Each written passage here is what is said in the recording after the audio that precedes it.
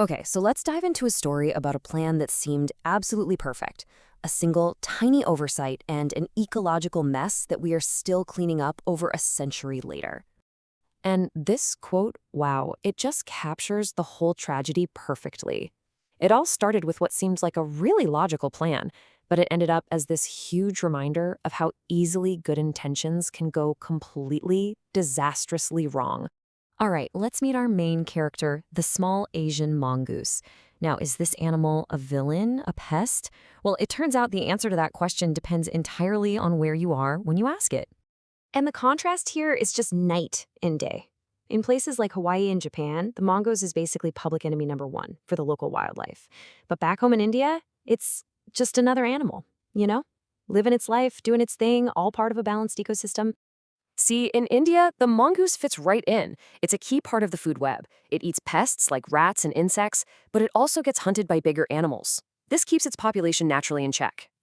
The mongoose wasn't a problem. It was just one piece of a very stable, very complex puzzle. So, the big question is, how did this totally ordinary animal become this legendary ecological disaster? Well, it all started with a plan that, on paper, must have seemed like a stroke of genius to people back in the 19th century.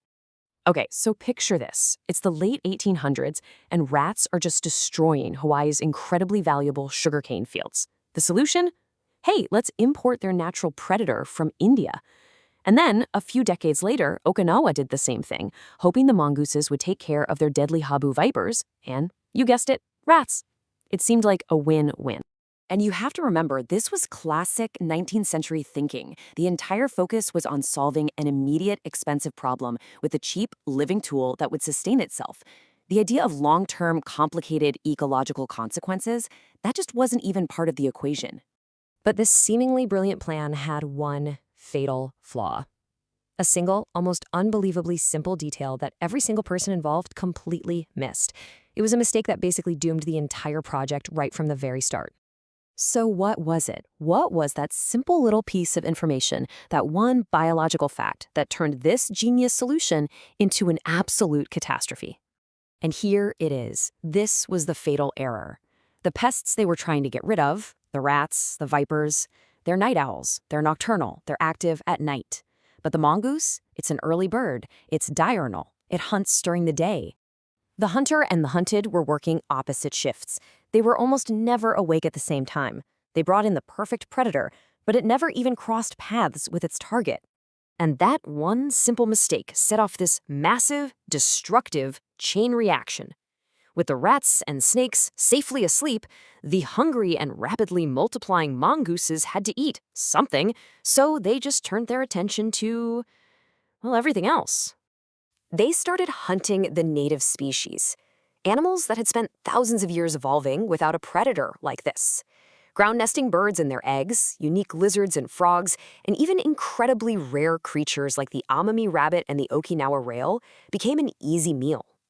And the reason the damage was so catastrophic is because island ecosystems are just incredibly fragile. The native animals had zero natural defenses against a fast, smart predator like the mongoose. There was literally nothing to stop them. So what followed has been more than a century of us humans trying, and often failing, to undo our own damage.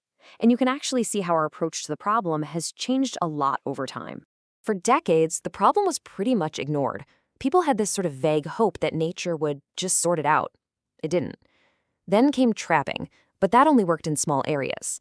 It's really only in the last couple of decades that we've gotten serious, using science and tools like GPS to actually manage the population. And the cost? Oh, the financial cost has been absolutely staggering. In Japan alone, trying to control the mongoose has cost over 10 billion yen. That's about 100 million US dollars.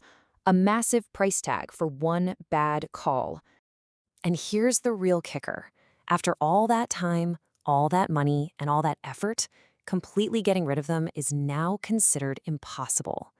The goal today isn't victory. It's just management. A never-ending, costly effort to keep their numbers low enough so that the native species have at least a fighting chance to survive. So when you take a step back and look at this whole story, it becomes pretty clear that blaming the mongoose is missing the point entirely. The animal was just being an animal. The real failure here wasn't biological. It was a failure of human thinking. I mean, just think about it. The exact same animal is a normal part of the ecosystem in one country, a managed pest in another, and a legally designated alien species in a third. Its entire identity is defined by the context that we humans put it in.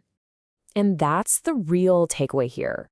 The mongoose problem is one of the clearest, most painful examples of how our focus on what seems like a logical, short-term fix can lead to permanent long-term damage that we can never, ever fully repair. The mongoose isn't the villain of this story. In a way, it's a victim, just like the native birds it ate. It was an animal that was ripped out of its environment, stripped of its natural role, and just dropped into a new world where its normal instincts became destructive. And all of this leaves us with a final, kind of unsettling question. The mongoose was the simple solution back in 1883. It really makes you wonder, what seemingly rational, simple solutions are we pushing for today whose fatal flaw we just haven't seen yet?